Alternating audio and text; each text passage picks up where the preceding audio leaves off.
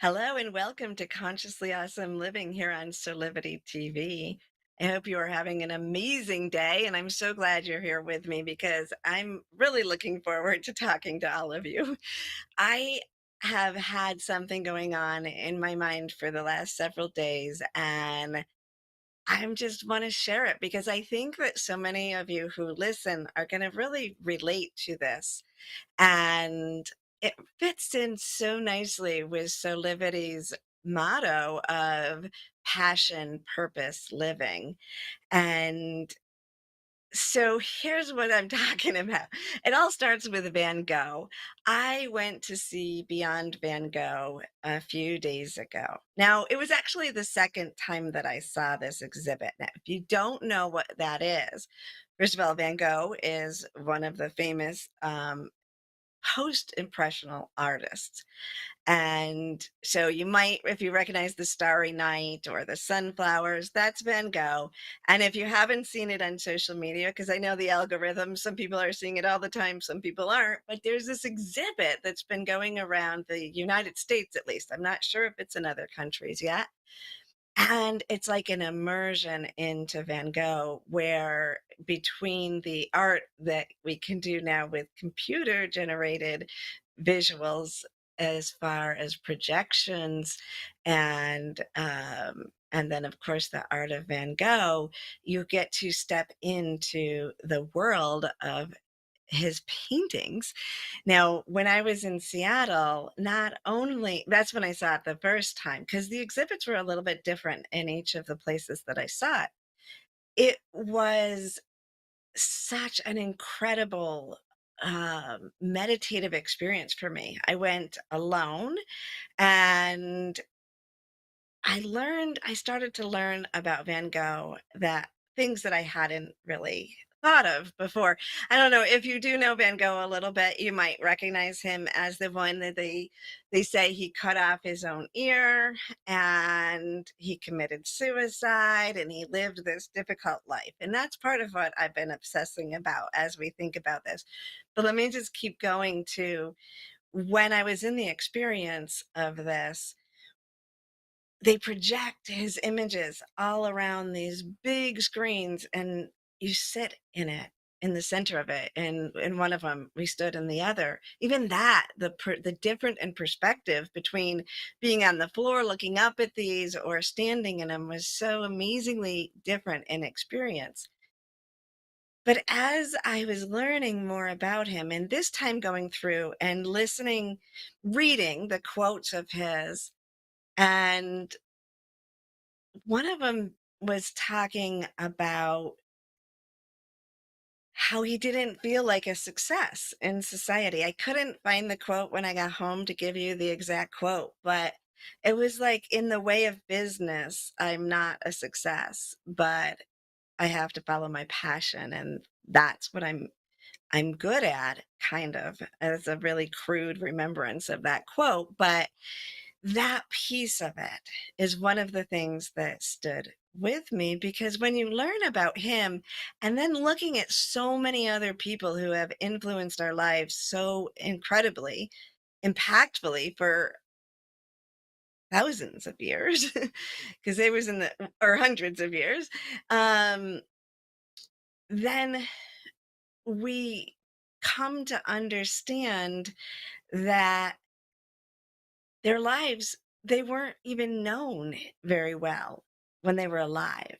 And that's the piece. The couple of pieces that really stood with me was that intersection of the fact that basically he was saying what a lot of people feel like they're faced with right now. If you are a business owner or trying to take your passion and put it into a business, which at least in my world, a lot of people are doing. And I think that with the internet and then with the pandemic bringing us home into our homes, we've been doing, there's so many more people who are attempting to match their passion with their business and to create a living from it, which I think is a wonderful thing to do. I think we should all be living our passion in every moment, and that purpose, that need to get something out. I know I'm always driven about wanting to help people experience the higher levels of consciousness, because for me, it's made such a difference to see the world in a new way. I think that artists and poets, and I mean, we're all artists, right? Um, so many people have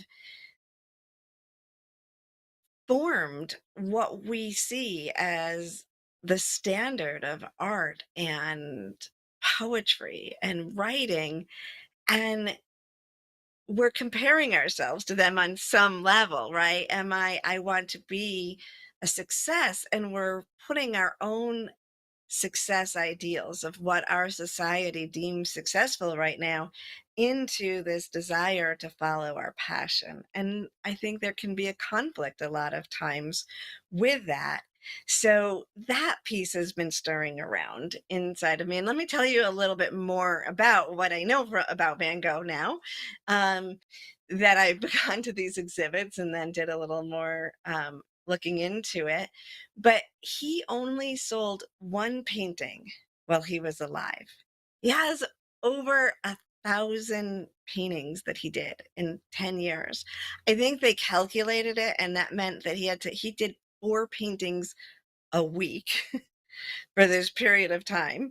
And these paintings are now worth tens of millions of dollars, some of them at least. And yet he was in poverty, relying on his family, who didn't feel like he was a success. He had a brother that supported him tremendously.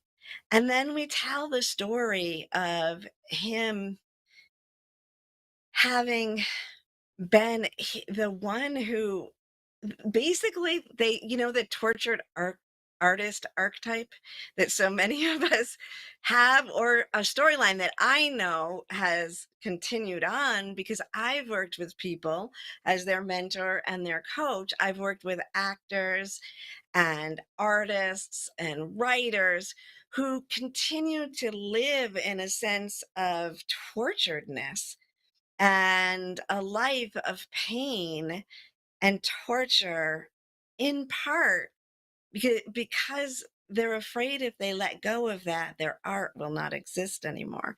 They won't have that art that comes through them, that it comes from the pain. And that story originated with Van Gogh. And as I looked into this and thought of it from a different angle, and learned a little bit more. Partly it's because the torturedness is he was in a mental institution. He didn't have financial success. He had multiple love relationships, but not one lifelong partner. He supposedly cut his ear off in rage, and yet there is also evidence now that they are considering that it was, first of all, it was only the earlobe, it was only part of the ear, and he had a very deep, passionate soul relationship with another man who was a good swordsman.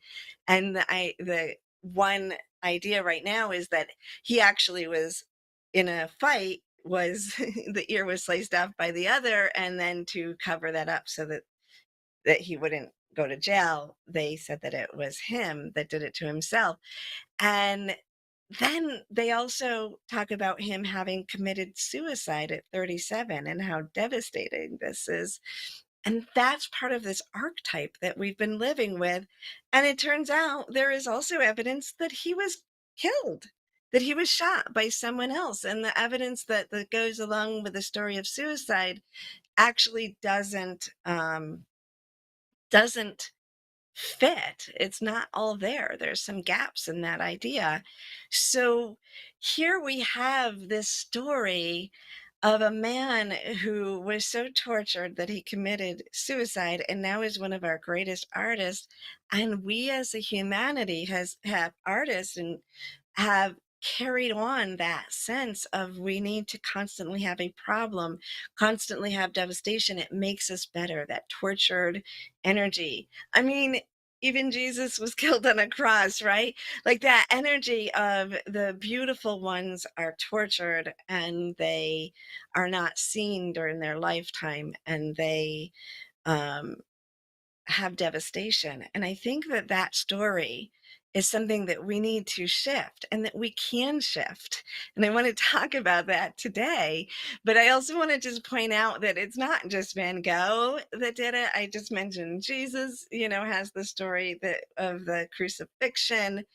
But when we move back to the artists, Monet has a similar story. Monet is another artist with the lilies who's very well known now, was not accepted into the art community when he was alive, also had many times when he was penniless.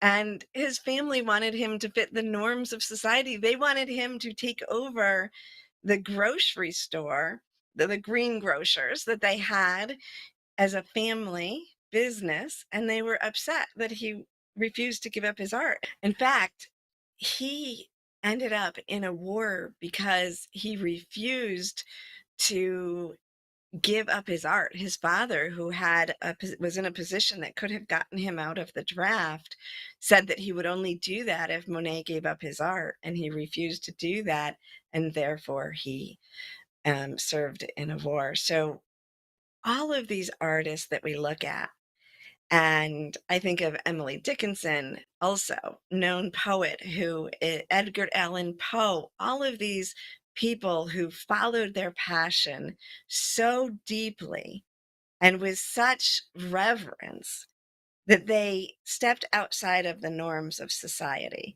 And I guess I did that too, when I left the mainstream job. And so many people during this time of change are wanting to find a purpose, follow a passion, and to live a life that is successful. And so this sort of break from the norm, this sense of we need a new way. It is very difficult to sometimes completely fulfill your passion and live by your full truth, and at the same time navigate society and feel like a success in a society that doesn't match who you are. And I think that for me, why I wanted to bring this up as a topic with all of you who listen, is that I've seen this. I've seen this in so many people, and I encourage people to follow their passions. And I'm not saying you need to be poor. That's the whole point. No matter what we believe our story to be, it's going to be told the way it's going to be told when we're dead and gone, right? It's told the way the people believe it, whether we're feeling that truth or not, even while we're alive. Everyone will have their own opinion and their own impression of us and the choices we make.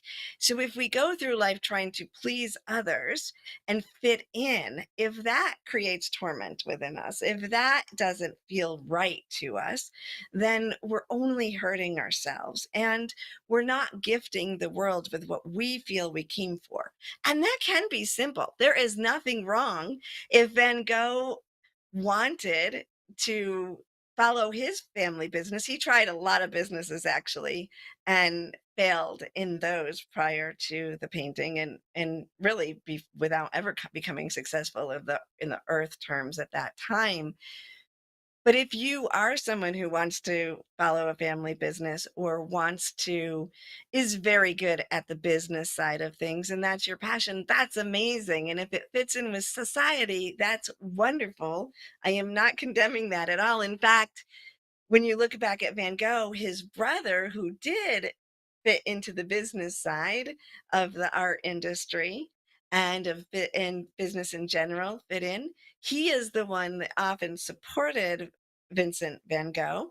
And it was his wife and child who brought the Van Gogh paintings to the world after Van Gogh had died.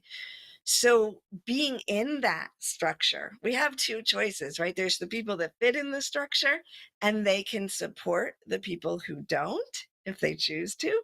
And then together, that partnership can help people move forward.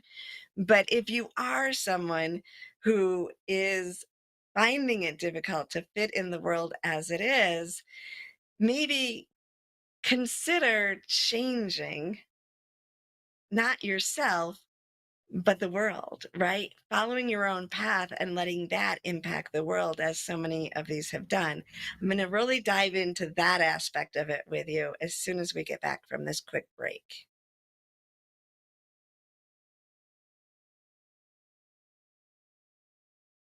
We work so hard sometimes.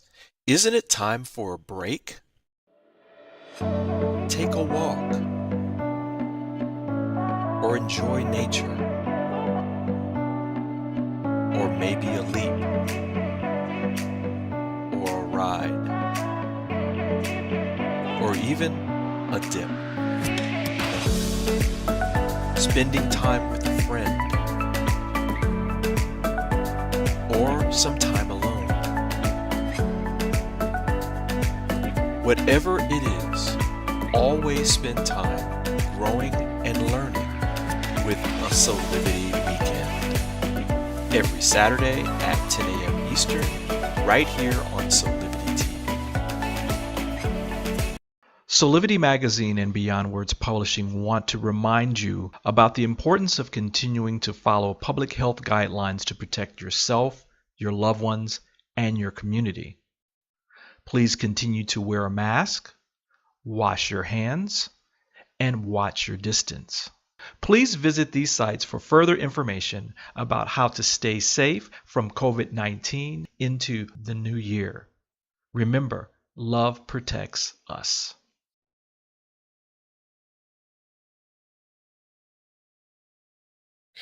Welcome back.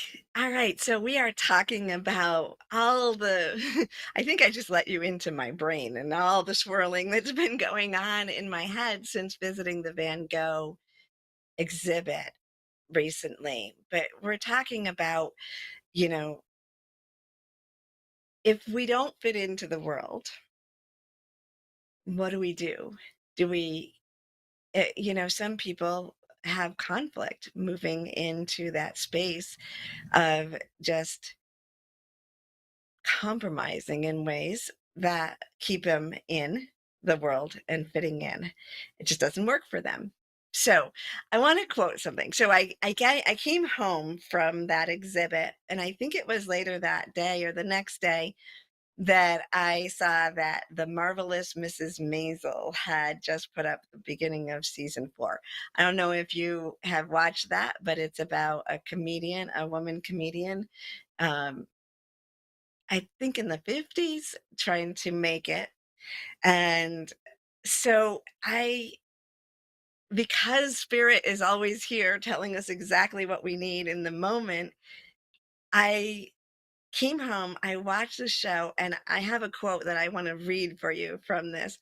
She has just been ostracized and kicked out. She was getting some success as a comedian. And then every time she just does her own thing, and then she ends up getting in trouble. And so this is what she says. She says, "You know what's great about me? It's when I'm me. So why would I wait until I have enough power to say to them, I want to be me? What if they never let me be me? I want to be me every time I walk out on that stage. I'm going to do this. If I'm going to do this," and she talks about giving up her time with her kids. "If I'm going to do this, I'm going to say exactly what is on my mind." And then her manager says, "But that's not how the business works." And she answers with, "Let's change the business then." So that is what, to me, I came from this idea that if we truly want to be ourselves, if we truly want to live in our authentic self, follow our passion in every moment, and the world doesn't fit that, well, let's be honest. The world right now, maybe always, just doesn't fit being authentic in every moment. It's not the norm. Our norm in society for at least most of the major cultures that we know about has been to hide your truth, to fit in. It's been about fitting in with a hierarchy, with a community, uh, as the norm is, with the mainstream. And when someone comes along and chooses to be themselves in every moment, then it creates havoc because it creates change. Maybe, and I didn't watch on the episodes anymore. You'll have to watch that show yourself to find out what happens and how she changes it. But maybe, just maybe, being ourselves, following our passion and our purpose can remodel the world. And maybe we won't see it in our lifetime. Maybe it won't happen for centuries from now. Maybe we will never be known for what we have done to change things. But each one of us in the collective consciousness who follows their truth in each moment will impact the world in a way that is unprecedented. And there's something that I listen to Bo of the Fifth Column. It's a YouTube channel who I like. And I always like when people are so extremely different in the world than I am, living their life and doing something so different than what I do.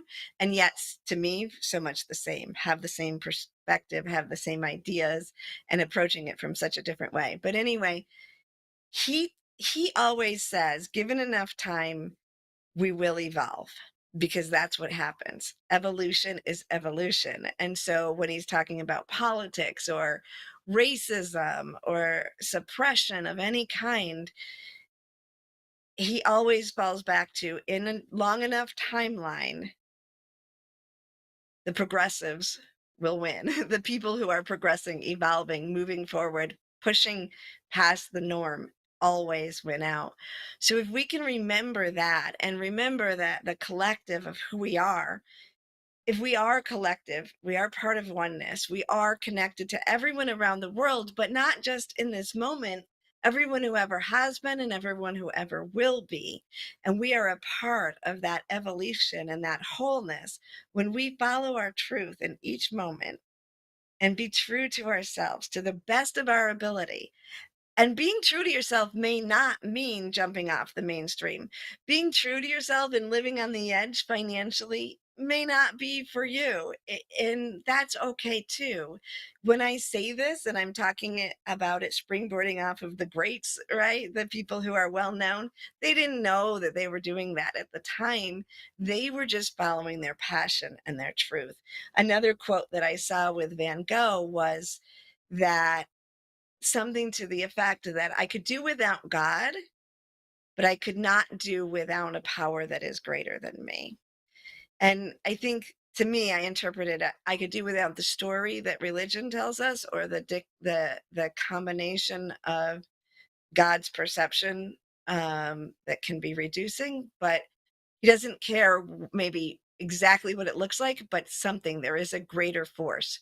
There is a dream within his dream. And that piece of knowing that in each one of these cases, it's the following your own truth, and it's knowing that there is something bigger.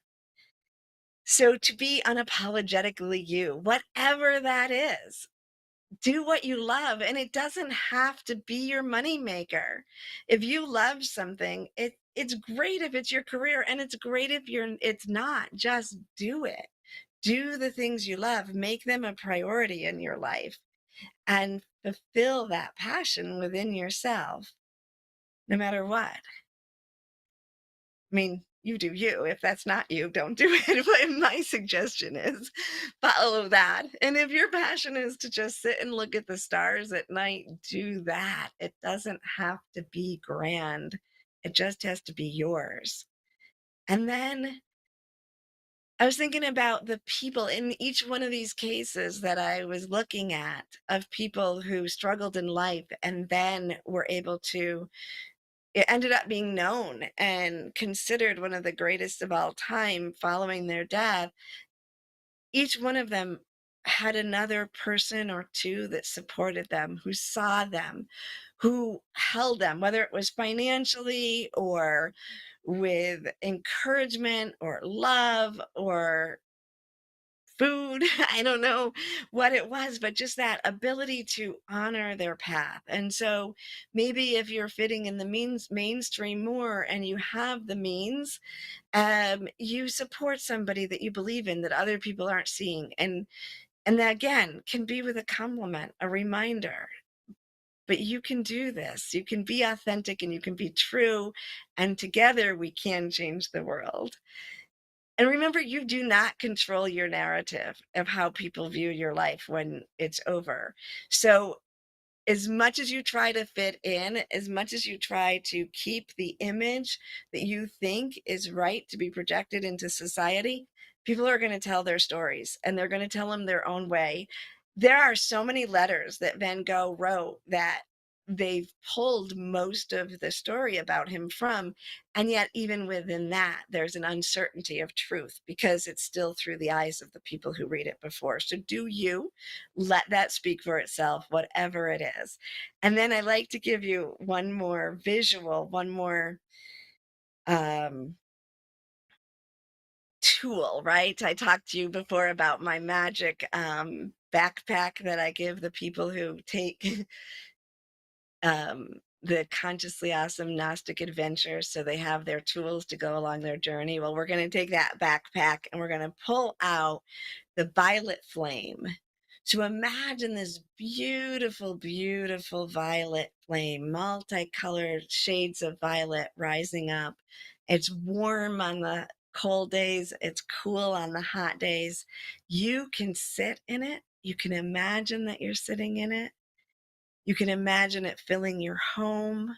You can imagine it filling the world, the government, anything. It's called the transmuting violet flame. This is an energy that's been held in the metaphysical fields for thousands of years, and people have drawn on this, and it has a frequency, it has a vibration, and it will transmute what we consider the negative into the positive and help things take their most positive form.